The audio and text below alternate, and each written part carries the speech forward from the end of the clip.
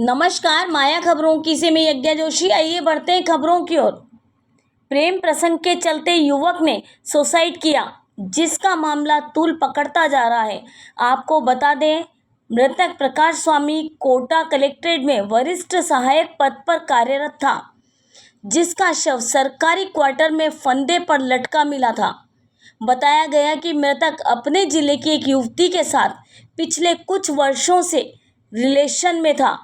Suicide note में प्रेमिका और उसके बॉयफ्रेंड सहित अन्य पर गंभीर आरोप लगाए। इसी के चलते आज प्रकाश स्वामी को इंसाफ दिलाने को लेकर कलेक्ट्रेट कार्मिकों ने निष्पक्ष जांच व दोषियों को कठोर सजा दिलाने को लेकर टैगोर हॉल जिला कलेक्टर कोटा से प्रारंभ होकर अदालत चौराहा सिविल लाइन नयापुरा कोटा तक कैंडल मार्च निकाला। साथ ही दिवंगत प्रकाश स्वामी को श्रद्धांजलि अर्पित की। इस दौरान प्रकाश स्वामी के परिचित कार्मिकों ने उसके आत्महत्या करने को लेकर मीडिया से रूबरू हुए। क्या जानकारी मतलब आप जैसे स्टाफ भी है, कभी उन्होंने कुछ इमोशनल होकर आपको कुछ बात करी हो?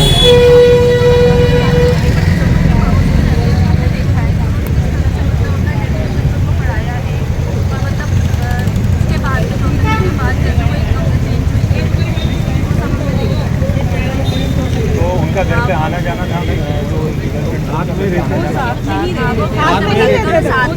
रहती थी। उन्होंने लिए 5 साल तक उनको लेके वो गांव से लेके आया, 5 साल पढ़ाया लिखाया, उनको प्रतियोगी परीक्षा के लिए भी उन्होंने तैयार किया।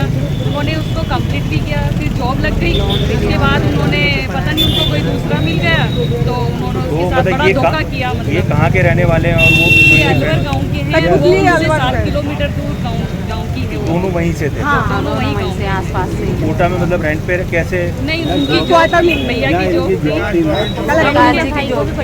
हम उनके पड़ोसी हैं। जब हम पहले से ही रह रहे हैं, वो 2021 में यहाँ आए थे और वो उनके भैया और उस लड़की को लेके आए थे। तो ये तीनों एक ही रूम में, एक ही क्वार्टर में। योगेश नाम है उनका भैया का और लड़की का नाम है ममता सामू। तो तीनों एक ही क्वार्टर में रहते थे, पढ़ना लिखना सब वो एक ही में होता था इनका। और सारी तैयारी उनका, यहाँ तक कि बोर्ड के पैसे भी उन्होंने ही भरे हैं भैया ने।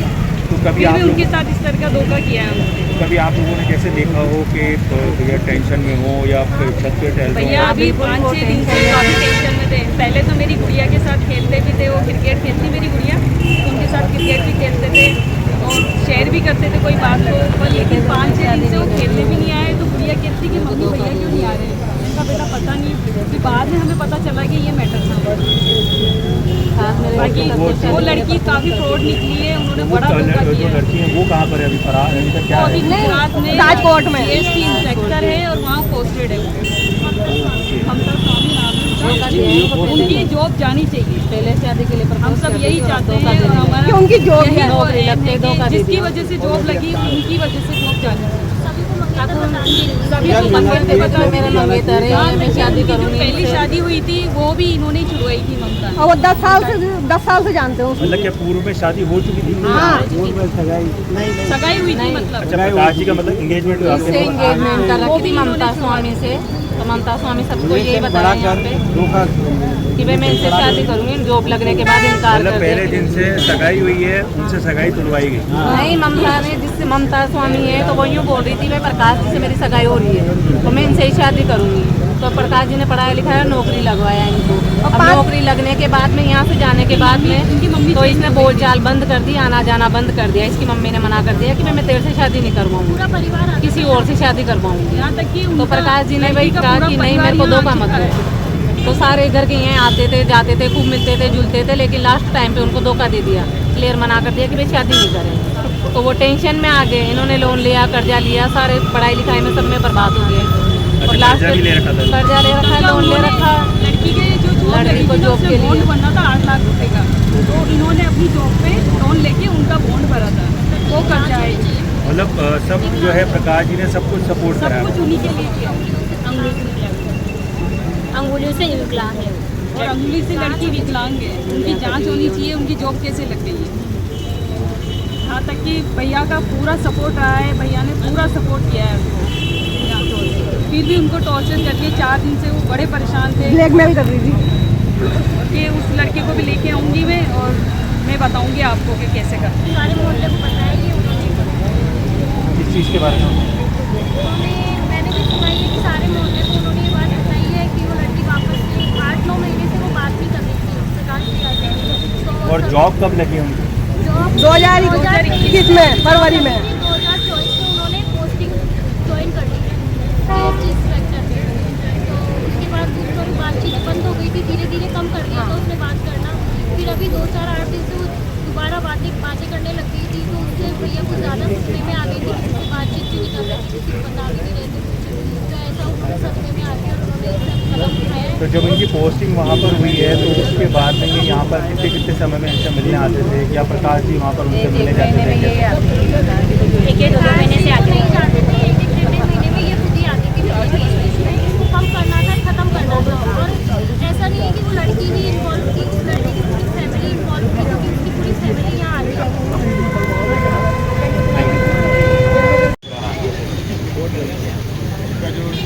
इस प्रकार की घटना उनके साथ हुई है। इस घटना का सुसाइड नोट उन्होंने लिखा हुआ है और सुसाइड नोट के आधार पे हम ये चाहते हैं कि उनके साथ निष्पक्ष जाँच, पूरे प्रकरण की निष्पक्ष जाँच हो और जो दोषी हैं उनको सजा मिले। हमारे साथी कार्मिक के लिए यही हमारी श्रद्धांजलि होगी। पुलिस कार्रवाई से भी हम यही चाहते हैं कि जल्दी से जल्द इसका निष्पक्ष जाँच करके त्वरित इस फाइल को निर्णय के स्तर पर पहुँचाएँ। ये घटना आज इनके साथ हुई है, कल किसी और के साथ होगी। इस चीज़ की एक निष्पक्ष जांच होगी तो आगे जाके ये एक मेमोरेंडम सेट होगा कि इस तरह की कोई घटना, इस तरह का कोई प्रकरण दोबारा ना। इनके सुसाइड का क्या कारण है? सुसाइड के कारण इनके प्रेम प्रसंग का भी रहा है। अब प्रेम प्रसंग में जो धोखाधड़ी हुई, इस तरह का भी एक सवाल निशान ये भी आ रहा है कि इन्होंने अपने साथी जो थे उनको पढ़ाया लिखाया सब कुछ किया और जब उनकी गवर्नमेंट जॉब लग गई तो उन्होंने इनको छोड़ दिया। सब कुछ किया। खुद उसने अपने मतलब ये खुद RS से एग्ज़ाम दे रहा था और उसको साथ में पढ़ाया है। उसके एग्ज़ाम को पहले महत्व दिया है, बाकी सब चीज़ बाद में। इसके लिए उसने खर्चा भी किया, उसकी ट्यूशन के लिए भी किया, इसके लिए पूरा पुरजोर उसने समर्थन किया उसने। आज जब वो एक अच्छी स्थिति में एक इंस्पेक्टर की पदवी पे जा पहुंची उसके बाद उसने अपना रुख पूरा चेंज कर दिया। देखा जा रहा है सर आज इस तरीके के जो है बच्चे हो रहे हैं और करके जो भी होता है कोई सपोर्ट करता है और जिसको सपोर्ट किया होता है वो उसके साथ चीट करता है। तो इस मामले को लेकर आप क्या कहना चाहेंगे? इसमें कोई कानून, इस तरह से चीट करने वालों के लिए एक अलग से कानून बनना चाहिए और उसके तहत इसकी निष्पक्ष जाँच होकर उसको सज़ा मिलनी चाहिए। जब सज़ा नहीं मिलेगी तो फिर इससे आगे से आगे फिर कोई और भी इस तरह की कार्रवाई करेगा। इस पर सज़ा मिलेगी तो आगे वालों को सोचने का मौका मिलेगा, इस तरह की बात नहीं होगी। क्योंकि आज एक माता पिता ने अपना बेटा खोया है, एक बहन ने अपना उसके परिवारजन में माता पिता हैं, दोनों छोटा भाई हैं, 2 बहनें हैं। उनकी जो हालत थी वो मैंने देखी है। पूरी रात में उस जगह पे रुका हुआ था।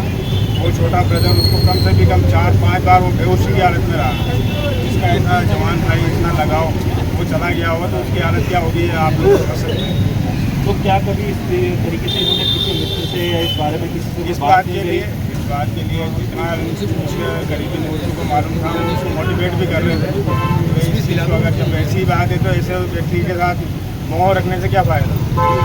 लेकिन ये जब क्लियर हो चुका तो बेटा अब इसके आगे क्या बात हुई तो हमें पता नहीं।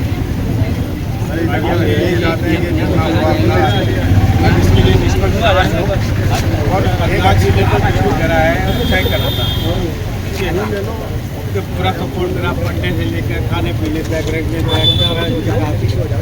और उससे हाई टेप पर अपनी पीठ दिखाते हुए उसके साथ धोखाधड़ी करी और